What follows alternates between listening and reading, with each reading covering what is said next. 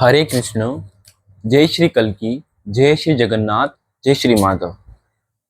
देखिए, आने वाला समय बहुत ही दुर्भिक्ष है, इसमें कोई भी संदेह मत करिएगा। मैं इस बात को पुनः पुनः कहता रहता हूँ। मैं यहाँ पर आज कलयुग में मैं जिन पापों के माध्यम से कलयुग की आयु क्षीण हो गई है, 4,27,000 साल वर्ष, मैं उन पापों के बारे में बताऊंगा। मूल 33 पाप यहाँ पर बताए गए हैं और कितनी कितनी आयु किस किस पाप से क्षय हुई है वो भी मैं आपको बताऊंगा। मैं इसके पहले कुछ आपको बता दूं कि यहाँ पर भगवान हैं, अवतार हो चुका उनका, इसमें संदेह करने की आवश्यकता नहीं। क्योंकि हमारी जो बुद्धि है वो छोटी बुद्धि है और मोटी बुद्धि है, और हमारी बुद्धि में मोह माया, लोभ, लालच सब कुछ भरा पड़ा है। हमें हमारी जो वासनाएं हैं, जो हमारी इच्छाएं हैं, हम उसमें बहुत बंधे पड़े हैं। तो हमें विश्वास नहीं होगा कि सच में ऐसा हो सकता है। ये जो युग चल रहा है, जो समय चक्र चल रहा है, वो इतना आसान थोड़ी है। और हर किसी को प्रभु मिल जाए वो भी तो नहीं है ना। वो तो बहुत दुर्लभ बात है। ये तो तब संभव है जब आपने पूर्व जन्मों में पुण्य कर्म करे होंगे, ध्यान करा होगा, तपस्या करी होगी, प्रभु की भक्ति करी होगी। केवल इस जन्म पर आधारित नहीं है, ये आपके कई जन्मों पर आधारित है। इसलिए इस भ्रम में भी मत रहिए कि प्रभु आपको मिल जाएंगे। वो ऐसे ही नहीं मिलेंगे। वो गुप्त रूप में है, वो दिव्य रूप में है। हाँ, इतना अवश्य है कि जो जो भक्त हैं उन तक किसी न किसी रूप में, भले वो भक्त जान पाए हो ना जान पाए हो, ईश्वर ने उनको चेतावनी, उनको संदेश दे दिया है। ऐसी कई चीजें हैं, मैं भी जानता हूँ, लेकिन अभी मैं उनको गुप्त ही रखूंगा, जो मैंने भी महसूस करी है और जो मुझे अब वापस वो चीजें रिवाइज हो रही है कि ऐसा हुआ था। और हम उन चीजों को महसूस कर पाएंगे, हम उन चीजों को समझ भी तभी पाएंगे जब ईश्वर चाहेंगे। ठीक है, यहाँ पर आपकी मानसिक क्षमता बड़ी उच्च कोटि की होनी चाहिए, क्योंकि हर इंसान की, हर मनुष्य की, हर जीव की आत्मा का एक स्तर है। आपकी आत्मा इस स्तर पर है, आपकी आत्मा ने कौन सा स्तर पा चुकी है, कौन से स्तर पर पहुंच चुकी है, ये डिपेंड करता है। अब हर कोई मेरी बातों को समझ नहीं पाएगा। उस स्तर तो उस वहां तक एनर्जी अगर मैच करेगी तो समझ पाएगा, या फिर वो उस स्तर का हो या फिर उस स्तर से ऊंचा हो तो मुझे समझ पाएगा। ठीक है, नीचे वाला नहीं समझ पाएगा।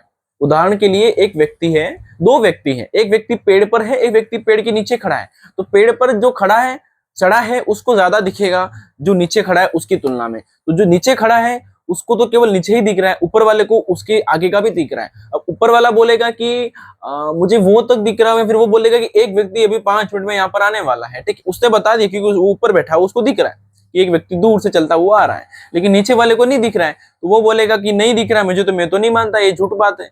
वो तो नहीं मानेगा ना। जब वो आ जाएगा तब उसे पता लगेगा कि सच में वो सच कह रहा था। तो यही भविष्यवाणी है। भविष्यवाणी का अर्थ भी कुछ और नहीं है कि जो उच्च कोटि के लोग हैं उन्हें उन चीजों का पहले से ज्ञान हो जाता है, वो भी प्रभु की कृपा से, तो वो चीजों को बताते हैं और वो हमारे सामने समक्ष रखते हैं। मैं कुछ बातें आपको बताना चाहूंगा कि जो कि मैंने पहले भी कही हैं। 4 मुख्य मुख्य बातें हैं। पहली बात है, बात मानना सीखिए। कोई आपको कह रहा है, मैं बोल रहा हूं, उसको मानना सीखिए। दूसरी बात है, प्रतीक्षा करना सीखिए। ईश्वर की प्रतीक्षा भी करनी पड़ेगी। युगों युगों से कई साधु भक्त भगवान की तपस्या कर ही रहे हैं, प्रतीक्षा कर ही रहे हैं। माता वैष्णो देवी त्रिकुट पर्वत पर त्रिदेवियों के साथ प्रतीक्षा कर रही हैं, त्रेता युग से प्रतीक्षा कर रही है वो। ठीक है, अब प्रभु से उनका मिलन होगा, और इवन वो स्थान भी छोड़ चुकी है। माता वैष्णो देवी भी त्रिकुट पर्वत को छोड़ चुकी है, उसकी भी जानकारी वहां पर आग लग चुकी है। क्योंकि जो स्वयं सबकी रक्षक हैं, जो सबकी रक्षा करती हैं, उनके वहां पे आग लगी तो ये सामान्य बात नहीं। स्वयं पंडित काशीनाथ जी ने कहा है, और वो भी प्रभु के ही अंश हैं। वो प्रभु के ही जो पंच सखाओं में अग्रणी अच्युतानंद जी हैं, उनके ही शिष्य हैं। अंतिम समय में जब उन्होंने अवतार लिया था अच्युतानंद जी ने, तो उस समय जो उनके शिष्य थे उन्हीं का पुनर्जन्म हुआ है काशीनाथ जी के रूप में, और उनका नाम भी भविष्य मालिका में लिखा हुआ है। तो वो भी कुछ सामान्य पुरुष नहीं है, और वो बातें बता रहे हैं। लेकिन ये बातें समझ में उन्हीं को आएंगी वो भी जो सामान्य नहीं है, जिनकी बुद्धि सामान्य नहीं है, जिनके जन्म का जो जन्म हुआ है वो सामान्य नहीं है, वो कोई पुण्य आत्मा है, दिव्य आत्मा। ये चीजें अगर आप लोग, ये मेरा वीडियो जहां तक भी पहुंचता है, आप इसे बहुत शेयर करिएगा, कमेंट करिएगा। Comment in the sense of कि मैं इसको यूट्यूब पर डालूंगा, वहां पर भी आप कर सकते हैं, पहुंच सकते हैं। मेरा चैनल है वहां पर, तो कल की अवतार के नाम से मिल जाएगा आपको। ठीक है, और मेरा व्हाट्सएप ग्रुप पे लिंक है, वहां पर भी आपको मिल जाएगा। तो मैं अपना नंबर भी डाल दूंगा यहाँ पर। तो तो जो लोग आप देखेंगे कि आपके आसपास, अगर आपने ऐसे लोगों को देखा हो कि आप उनमें कुछ अलग सी झलक देंगे, उनकी आयु पर मत जाइएगा कि उनकी आयु छोटी है कि ज्यादा है, मतलब कि बड़े हैं कि छोटे हैं। आयु से मतलब नहीं, आपकी चेतना से मतलब है। एक 5 साल के बच्चे में जो चेतना होगी ना, वो 50 साल के वृद्ध में चेतना नहीं होगी। चेतना का स्तर निर्धारित करता है कि आपकी आयु कितनी है। तो चेतना देखिएगा कि वो चेतना किस युग की है, कितने उसने जन्म ले चुका है, उसकी शक्ति आपको महसूस हो जाएगी, आपको दिख जाएगी, अनुभव हो जाएगी कि वो कोई सामान्य बालक नहीं है, वो कोई सामान्य जीव नहीं है, क्योंकि उसने कई समय जीवन गुजारा है। उसकी आत्मा की एक यात्रा है। हमारी आत्मा की एक यात्रा होती है, सोल जर्नी होती है, बॉडी जर्नी नहीं होती, सोल जर्नी होती है। तो इस बात के प्रति सजग रहिएगा कि जो ऐसी चेतनाएं आपको दिखती हैं उनको प्रणाम करिएगा, भले वो छोटे हों, बड़े हों, स्त्री हो या पुरुष हो, क्योंकि ये बातें अगर वो समझ पा रहे हैं, सुन पा रहे हैं, इनको आगे बढ़ा पा रहे हैं, तो वो सामान्य नहीं है। और अगर सामान्य होंगे तो उनको ये सब चीजें निंदनीय लगेंगी, उनको ये सब चीजें अजीब लगेंगी, उनको ये सब चीजें अपने दिमाग पर, अपने स्तर तक वो पहुंचा नहीं पाएंगे, क्योंकि वो उनका स्तर नहीं है ना। स्तर नहीं है ना, हर स्तर होता है सबका अपना अपना, तो उस स्तर तक पहुंचना आवश्यक होता है। तो इस प्रकार से जो बातें थी मैंने आपको बताई हैं, जो मुझे अभी याद आ रही हैं, जो प्रभु चाहते हैं कि आप तक पहुंचे। मैं आपको कलयुग के जो पाप हैं, मुख्य 35 पाप बताए गए हैं, मैं आपको उनके बारे में वर्णन करता हूं। उनके नाम इस प्रकार हैं। पहला है पितृ हत्या, जो कि हुई है। मातृ हत्या, स्त्री हत्या, शिशु हत्या, गौ हत्या, ब्रह्म हत्या, भ्रूण हत्या, मातृहरण, भगिनी हरण, कन्या हरण, भाई की पत्नी का हरण, विधवा स्त्री हरण, पराई स्त्री हरण, स्त्री हरण, गर्भवती स्त्री हरण, कुमारी हरण, पशु हरण, भूमि हरण, पराया धन हरण, म्लेच्छ वेश धारण। म्लेच्छ वेश धारण अर्थात कि यहां पे मैं आपको समझाना चाहूंगा कि म्लेच्छ वेश क्या होता है। म्लेच्छ यानी जो भगवान को नहीं मानते हैं, जो भगवत पूजा पाठ नहीं करते हैं, जो त्रिसंध्या का पालन नहीं कर पा रहे हैं, सुबह दोपहर शाम। त्रिसंध्या के बारे में आपको बताना चाहूंगा कि त्रिसंध्या में आपको क्या करना है।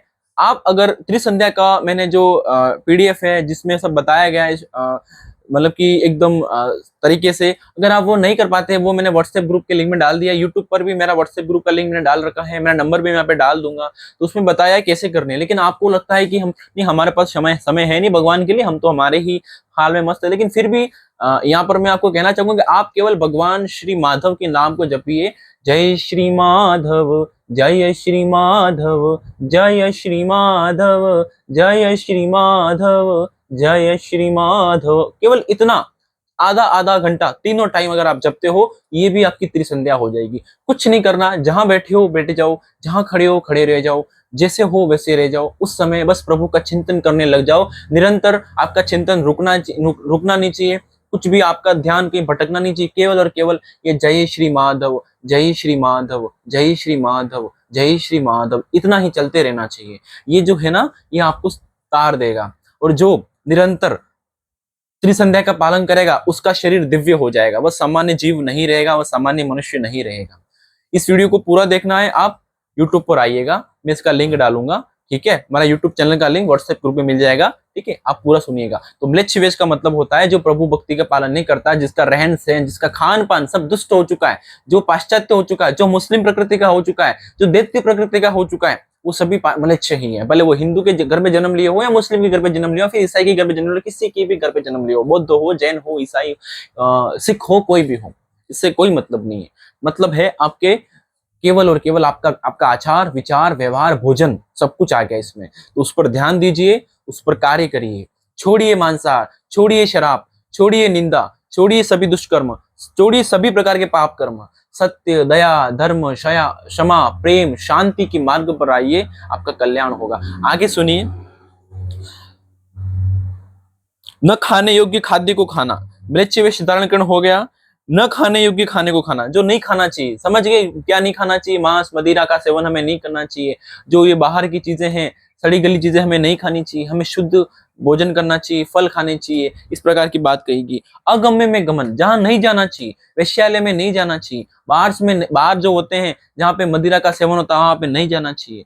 जो दुष्ट स्थान है वहां पे हमें नहीं जाना चाहिए।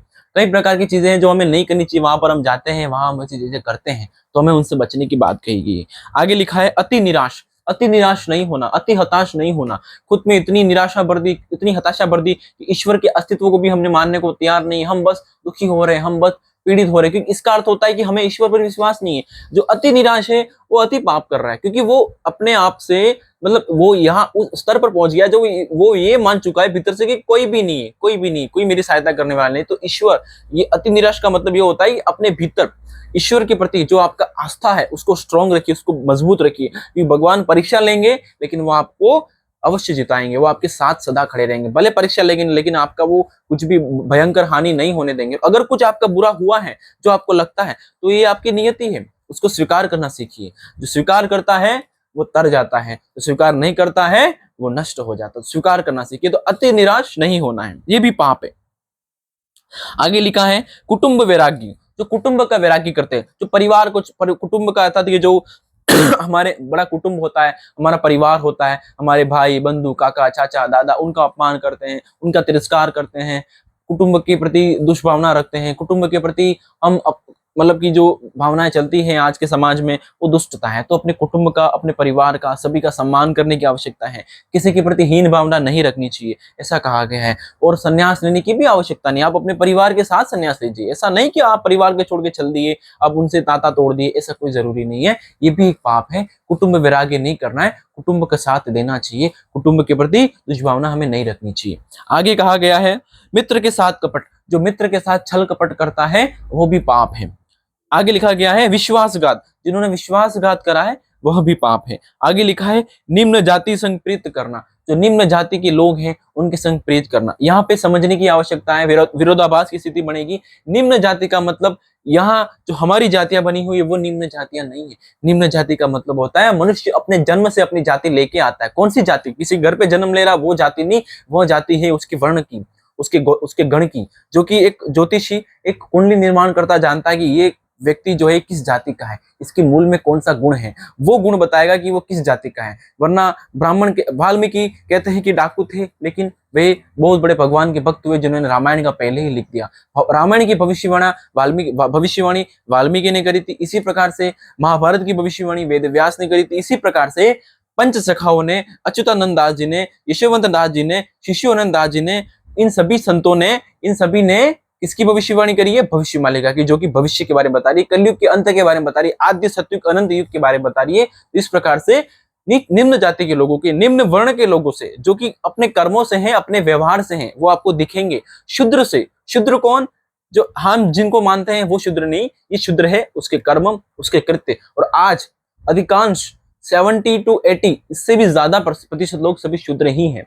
तो उन सभी शुद्रों से दूर रहने की आवश्यकता है, क्योंकि जो शुद्र है वो शुद्रता दिखाएगा अपनी, जो दुष्ट है अपनी दुष्टता दिखाएगा। तो ऐसे लोगों से प्रीत नहीं करना है। आप अपने स्तर के, अपने गुण के, अपने ज्ञान के, अपने समक्ष के लोगों से प्रेम करिए, अपने समक्ष के लोगों से प्रीति रखिए। प्रीति का मतलब कोई जरूरी नहीं कि हम शारीरिक जुड़े, हाँ ये प्रेम है, ये हृदय का है, ये हजारों से लोगों से हो सकता है। इसमें कोई भी मिलन की आवश्यकता नहीं। आप किसी से प्रेम करते रहिए, उसका कल्याण सोचिए। प्रेम का अर्थ होता है सामने वाले का कल्याण सोचना। अब ईश्वर से प्रेम करते हैं, श्री राम से प्रेम है, शिव से प्रेम है, कृष्ण से प्रेम है, सबसे प्रेम करिए। ये प्रेम है। प्रेम में कोई भेदभाव नहीं होता। प्रेम है निस्वार्थ, निष्कपट, निस्त्यागी, मतलब उसमें किसी प्रकार का बंधन नहीं, एकदम त्याग है, वहां पे एकदम त्याग है। तो वो भाव होना चाहिए, वो प्रेम है, वो प्रीति होनी चाहिए। आगे क्या है कि नग्न स्नान करना, नग्न स्नान नहीं करना चाहिए, नग्न शयन, नग्न नहीं सोना चाहिए, मिथ्या भाषण, कुछ भी नहीं बोलना चाहिए, कुछ भी बातें नहीं करनी चाहिए, निंदा नहीं करनी चाहिए, झूठ नहीं बोलना चाहिए, छल कपट नहीं करना चाहिए,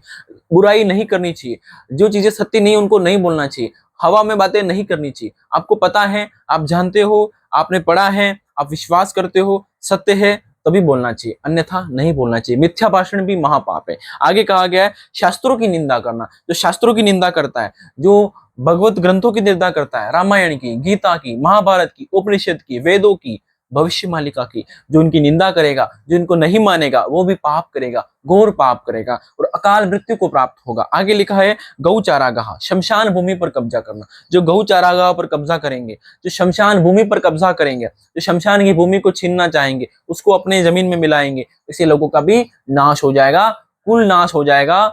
अकाल मृत्यु प्राप्त होगी। आगे लिखा है माता तुलसी जी की पूजा न करना। जो माँ तुलसी को नहीं पूजता है, जो माँ तुलसी को नहीं पूजते हैं, जो माँ तुलसी को नहीं मानते हैं, तो तुलसी के प्रति तिरस्कार भावना रखते हैं, उनका भी नाश होगा, वो भी पाप कर रहे हैं। आगे लिखा है विष्णु प्रतिमा को न पूजना। भगवान श्री हरि विष्णु को, जगन्नाथ आनंद स्वामी को जो नहीं भजते हैं, नहीं पूजते हैं, नहीं मानते हैं, उनको भी पाप लगेगा। ऐसा नहीं है कि जो शिव की पूजा कर रहा है वो पापी है, ऐसा नहीं है। शिव कहे, विष्णु कहे, ब्रह्म कहे, एक ही है, पर ब्रह्म कहे एक ही है, लेकिन जो ईश्वर को नहीं मानता है उसके लिए है। ये केवल आपको सांकेतिक रूप में बताया गया है कि विष्णु को जो नहीं माने, वो जो शिव को मानेगा वो विष्णु को मानेगा ही ना, क्योंकि वो एक नहीं, एक ही है, अलग थोड़ी है। हरि हर है वो। ओम हरि हराय नमः। हरि और हर दोनों ने एक साथ भी अवतार लिया है, एक साथ भी उन्होंने प्राकट्य किया है, ताकि लोगों के बीच में ये मतभेद ना रहे कि हम भिन्न हैं, हम एक ही हैं, ऐसा उन्होंने बताया भी है। आगे लिखा है कि जो माता पिता की भक्ति नहीं करता है, माता पिता की भक्ति करनी चाहिए, लेकिन यहाँ पे एक अपवाद है।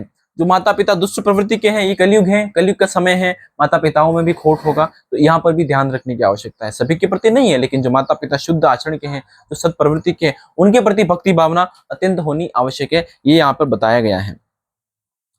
मैं आपको वह चीजें बताता हूँ। तो भगवान श्री कृष्ण वैसे मुख्य पापों का वर्णन करते हैं। भगवान श्री कृष्ण अर्जुन से बता रहे हैं कि किन किन पापों की वजह से आयु कटेगी। झूठ बोलने के कारण 5000 साल, गंगा में नग्न स्नान करने से 12,000 साल, द्विज द्वारा अन्यत्र प्रीति करने से 30,000 साल। जो ब्राह्मण है, जो ब्राह्मण वर्ण के हैं, ना कि जो हम जाति मानते हैं, ब्राह्मण वर्ण के हैं, जो उच्च कोटि के लोग हैं, अगर वे निम्न कोटि के लोगों से प्रेम करेंगे, प्रीति करेंगे, विवाह करेंगे, उससे भी आयुष्य हो जाएगी। आगे लिखा है मित्र से वेर के पाप से 6,000 साल, महाविष्णु की प्रतिमा की पूजा न करने से 17,000 साल, माता तुलसी देवी की पूजा न करने से 5,000 साल, अतिथि की सेवा न करने से 6,000 साल, भाई से वेर के पाप से 40,000 साल, न खाने योग्य चीजों को खाने से 8,000 साल, दूसरों का धन हर लेने से 10,000 साल, गो हत्या के पाप से 1,00,000 साल, दान का गलत तरीके से उपयोग करने से 14,000 साल, विधवा स्त्रियों के साथ गलत काम करने से 24,000 साल, जीव हत्या के पाप से 11,000 साल, जाति धर्म वर्ण के नियम को न मानकर प्रीति करने से 12,000 साल, भ्रूण हत्या के पाप से 7,000 साल, स्त्री हत्या के पाप से 32,000 साल, गो चारागाह और शमशान भूमि पर कब्जा करने से 40,000 साल, माता का हरण करने के पाप से 5,000 साल, विश्वासघात करने के पाप से 40,000 साल, माता पिता हत्या और अन्याय पाप से 3,000 साल। इस प्रकार कलयुग की आयु 4,32,000 साल से 4,27,000 साल घटकर मात्र 5,000 साल रह गई जाएगी। इस प्रकार से भगवान ने ये सभी ये चीजें लिखी।